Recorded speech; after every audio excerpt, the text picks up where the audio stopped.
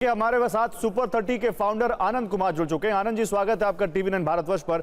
आज जब हम बात कर आनंद जी, तो देखिए वजह बहुत अच्छी नहीं है, बल्कि एक बहुत ही खराब वजह है जिसकी वजह से करीब 23 लाख छात्रों का पूरा मनोबल टूटता है।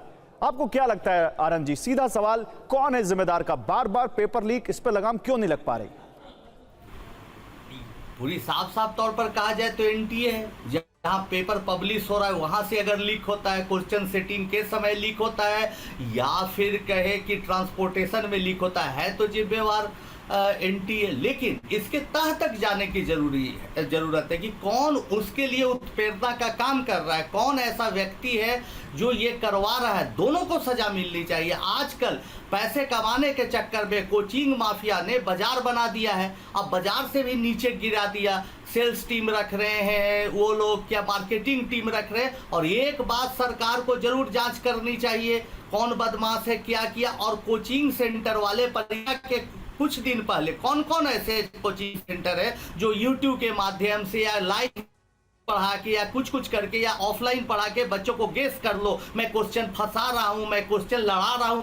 ऐसे करने वाले के लोगों को पकड़ना चाहिए। जो कोचिंग एक्ट बना है, ऐसी घटनाएं घटती है तो कोचिंग एक्ट बनता है, लेकिन फिर उसके बाद क्या होता है, सरकार भूल जाती है। तो ऐसे कोचिंग माफियाओं को पकड़ना चाहिए जो गेस करते हैं, बच्चों को शॉर्टकट सिखाते हैं, तुरंत कुछ पा लेने की। तो आप ये कह रहे हैं आनंद जी कि कोचिंग माफिया भी इसके पीछे एक बड़ी कड़ी हो सकता है? एक ये कह रहे हो सकता नहीं, है ही। ये क्यों परंपरा हमारे सरकार ने छूट दी है लोगों को कि तुम गेस करके पढ़ाओ, तुम कुछ भी बकवास करो, लास्ट में रात में बच्चों को बुलाओ। कोचिंग एक्ट के खिलाफ ये सब घटनाएं क्यों घट रही है? तो इन लोगों पर भी कार्रवाई होनी चाहिए। एनटीए में जिन लोगों पर मिली भगत है उन पर भी होना चाहिए, और बीच के मीडिएटर को सबको जेल होना चाहिए, ऐसा मेरा मानना है। आपने कभी ऐसा देखा हो कि गेस्ट पेपर में 120 सवाल मैच कर जाएं? मतलब पूरी फुल एक्सेस है तो। अरे गेस्ट पेपर होता ही नहीं है वो। उन लोगों को, कोचिंग वालों को कई लोग मीडिएटर बोलते कि लो इस बार का पेपर है, उसी को मिला जुला के वो पढ़ाने की कोशिश करते हैं। तो शुरुआत में जब एनटीए को क्या चाहिए, पूरी सरकार को क्या चाहिए कि ऐसा कौन देश में कर रहा है, परीक्षा शुरू होने के पहले उन पर पैनी निगाह रखनी चाहिए, उन पर कठोर कार्रवाई करने की तैयारी होनी चाहिए। कि भैया तुम पढ़ाओ, साल भर पढ़ाओ। गरीब बच्चा बेचारा खेत गिरवी रख के आखिरी कट्ठे जमीन बेच के जाता है पढ़ने के लिए, साल भर 2 साल कुछ तो नहीं होता है, और अंत में उसको आप धोखा दे रहे हैं, गेस कर लो। और ये आप कानून की बात कर रहे थे आनंद जी। देखिए, एक कानून तो बनाया गया था देश में, सार्वजनिक परीक्षा अनुचित साधनों की रोकथाम अधिनियम 2024, जब 2024 में खूब हल्ला हुआ था। इसमें कहा गया कि UPSC, SSC, railway, banking, NEET, JEE, CUET, NET और केंद्र सरकार की तरफ से जो भी दूसरी परीक्षाएं अधिसूचित हैं उन सबको इसकी परिधि में रखा जाएगा। और इसमें पेपर लीक होने पर, माफिया को पकड़े जाने पर, या किसी तरह का और कोई गैर कानूनी मामला पकड़े जाने पर 3 से 7 साल की जेल, 5 साल तक बढ़ने का प्रावधान और साथ ही 10 लाख रुपए तक के जुर्माने का प्रावधान था। लेकिन नतीजा सर देखिए, फिर वही तो कानून तो है।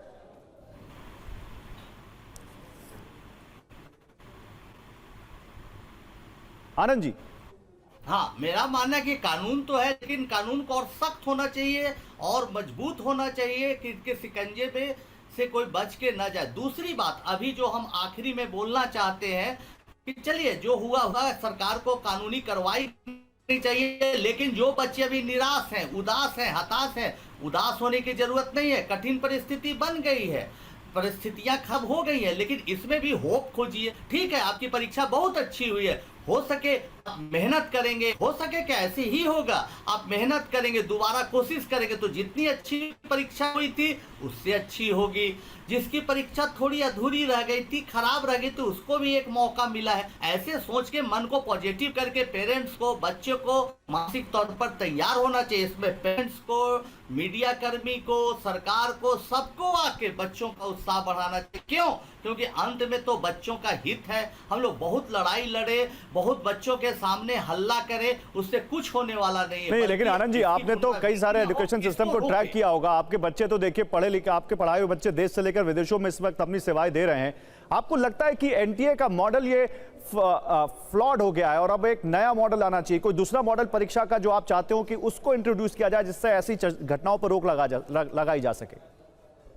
एकदम इंट्रोड्यूस करना चाहिए, लेकिन हो सके कि फिर वो भी करप्ट हो जाए, वहां भी करप्शन हो जाए, तो जो व्यवस्था उसको पहले दुरुस्त करने की कोशिश करनी चाहिए। व्यवस्था बदलने से ऑफलाइन परीक्षा होगी कि ऑनलाइन होगी, ये सब चर्चा से ज्यादा है कि जो है उसको सख्त करने चाहिए। हमारी सरकार इतनी कमजोर नहीं होनी चाहिए कि जल्दी जल्दी व्यवस्था बदल, बल्कि जो व्यवस्था है उसको दुरुस्त होना चाहिए। अब बच्चों का विश्वास बढ़े एनटीए पर, बच्चों की परीक्षा पर विश्वास बढ़े, देश पर भरोसा हो, ऐसा काम कर। एक सवाल और आनंद जी, क्या जिस तरह से पेपर लीक की घटनाएं हुई हैं और 2024 में बिहार में और झारखंड में काफी हल्ला हुआ था, देखिए 67 बच्चों के 700 से 700 नंबर मैच हो गए थे, क्या इस बार जो है यहां पर 720, क्या आपको लगता है कि एक संगठित गिरोह बन गया है देश में, अलग अलग राज्यों में? हो सकता है कि वो राज्यों में भी अलग अलग उनका कोऑर्डिनेशन हो एक साथ, उस वजह से ये सब हो रहा है और उस पर लगाम नहीं लग पा रही है, या अलग अलग आइसोलेटेड केसेस के तौर पर इसको देखना चाहिए? नहीं, ये गिरोह तो बना ही हुआ है। अब इस गिरोह के पीछे काफी पैसा खर्च हो रहा है। पैसा खर्च करने वाले कौन है भाई? लालची पेरेंट्स हैं। तो पेरेंट्स को भी सोचना चाहिए कि बच्चे इस तरह का पैसे का डिमांड करें या बच्चों को शॉर्टकट ना सिखाए।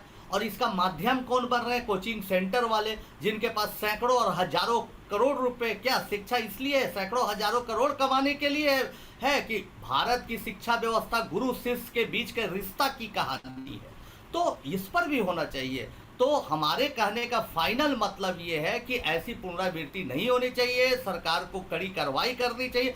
जो कोचिंग माफिया ये सब कर रहे हैं, गैस खिला रहे हैं, उन पर भी सख्त कार्रवाई होनी चाहिए। और पेरेंट्स को अभी के सिचुएशन में बच्चों का उत्साह बनाना चाहिए और भविष्य में कभी भी अपने बच्चों को शॉर्टकट के लिए प्रेरित नहीं करना चाहिए। शुक्रिया आनंद जी, आपका अपना समय हमारे साथ देने के लिए। तो आनंद कुमार, सुपर 30 के फाउंडर, साफ कहते हुए कि जो भी व्यवस्था है कम से कम उसको फुल प्रूफ तो करिए। मॉडल कोई भी हो सकता है, लेकिन मॉडल हर मॉडल में छेद किया जा सकता है अगर आपने उसको सही तरीके से लागू नहीं किया तो। और पेरेंट्स भी अपने बच्चों को ज्यादा पैसा देने से और सीट मिल जाए मेडिकल कॉलेज में, सरकारी मेडिकल कॉलेज में, इसलिए ग्रीडी होने से उनको खुद को रोकना चाहिए।